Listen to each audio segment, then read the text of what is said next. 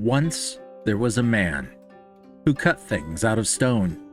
He lived out in the countryside. Yes, he lived all alone. He wasn't a very smart man, but he didn't have to be. His stonework made him a living, and he was very happy. Till one day he went out to a new mountain to cut stone, and as he ventured on his way, he found he wasn't alone. The locals talked of a spirit who granted people their desires, but he brushed this off as poppycock, as just the work of liars. He cut his stone expertly as always, polishing off the rough edges. He took them back down the mountain pass to the man who'd pay his wages. But as he walked, he started to think what his desires might be if visited by the spirit who would grant wishes happily. He couldn't think of very much until it came into view the house of the man he took the stones to. His name was Mr. Sue. Mr. Sue had a mansion of immense size, with tapestries, gardens, and koi ponds, and all of this made our stonecutter think, "This is how I would respond. I wish I had a mansion like this." Then the air felt enchanted. A voice whispered gleefully into his ear, "Stonecutter, your wish is granted." He then went home, and what did he see? A mansion completely full of rooms, overflowing with tapestries. It was enough to make him swoon. He marveled at it all for about 15 minutes. Then he got bored and looked out his window, and he saw coming into the city limits a prince of great rapport and might, being carried in on a throne. The prince had servants surrounding him, and the stonecutter felt alone. "He even has someone carrying an umbrella," said the stonecutter jealously. "To block this wretched summer sun, what a joy that'd be! I wish I was a prince!" Then the air felt enchanted. A voice whispered gleefully into his ear, "Stonecutter, your wish is granted." The stonecutter sat, carried on a throne, his every need tended to. This didn't last very long, however. It was hotter than he knew. Even though it was nice having an umbrella over him, the sun still made him sweat and continued to brown his skin. He looked up in the sky at the blazing hot sun, and he began to think, "I can block this sun with an umbrella. I can even have a drink. But the sun is still more powerful than me. One day, it will make me retire. Yet the sun will still glow brightly, shining every hour.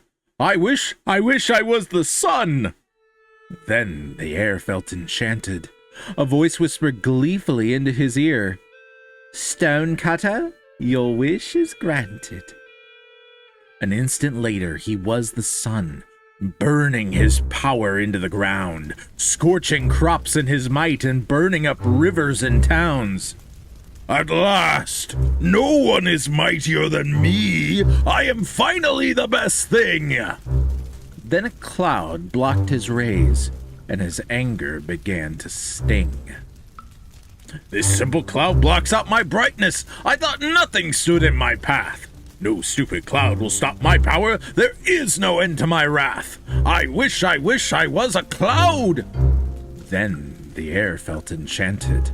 A voice whispered gleefully to him, "Stonecutter, your wish is granted." A split second went by, and he was a cloud, and he drove down hard with rain. He learned that he could make hail in himself, so he destroyed the fields of grain. "No one is mightier now," he said, marveling in his might. "I'm so powerful I can move mountains. Oh, wait, that isn't right." He rained down on a mountain, but it wouldn't budge. Rock solid it stood in defiance. "This mountain won't move, so I must be it. It's time to make that alliance. I wish I was the mountain." Then the air felt enchanted. A voice whispered gleefully back to him, "Stonecutter, your wish is granted." He stood as the mountain, and could not be moved. The sun, it could not scorch him. The rain, it could not wash him away. Nothing could overtake him. He relaxed and took in all the power he had. The solidness of stone was surely best thing he'd ever have. Then he listened carefully and heard a very faint sound. Ching, ching, ching, went something familiar. Then he looked down at the ground. "A stone cutter!" he exclaimed, flabbergasted and amazed. "He's cutting me up! He's destroying my base! He is surely mightier than me! Now I know what I have to be! I wish I was a stone cutter!" Then the air felt enchanted. A voice whispered gleefully back to him, "Stone cutter, your wish is granted."